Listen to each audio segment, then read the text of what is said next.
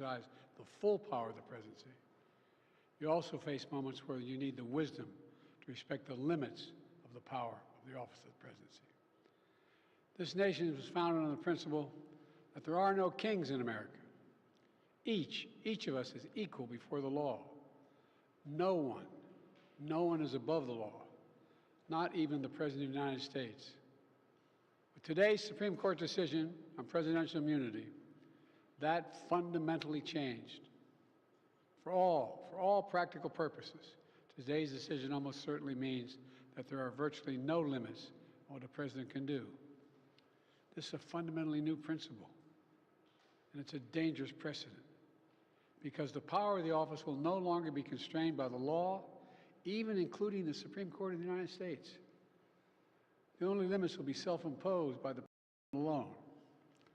This decision today has continued the court's attack in recent years on a wide range of long-established legal principles in our nation, from gutting voting rights and civil rights, to taking away a woman's right to choose, to today's decision that undermines the rule of law of this nation.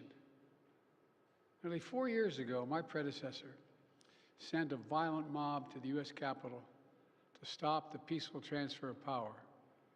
We all saw it with our own eyes. We sat there and watched it happen that day.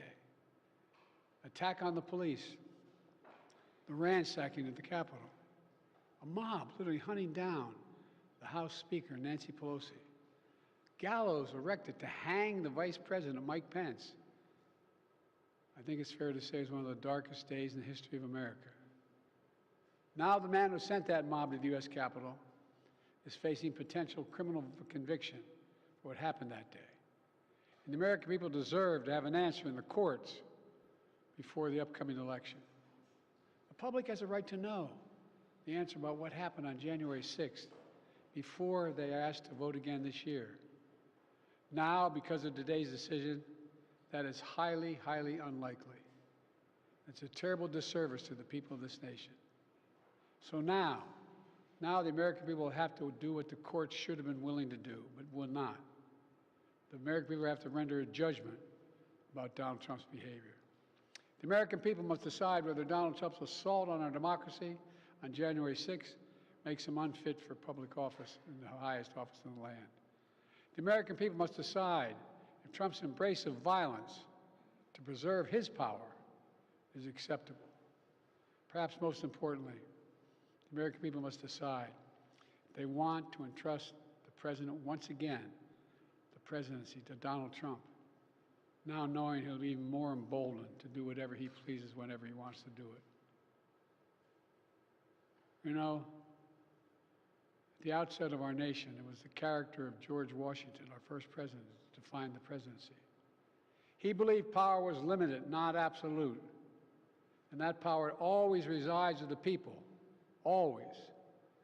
Now, over 200 years later, with today's Supreme Court decision, once again, it will depend on the character of the men and women who hold that presidency that are going to define the limits of the power of the presidency, because the law will no longer do it.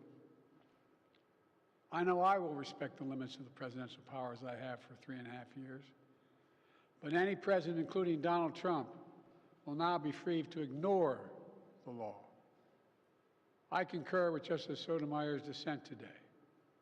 Here's what she said. She said, in every use of official power, the president is now a king above the law. With fear for our democracy, I dissent. End of quote. So should the American people dissent. I dissent. May God bless you all, and may God help preserve our democracy. Thank you. May God protect our troops. Why are we the best Democrats to be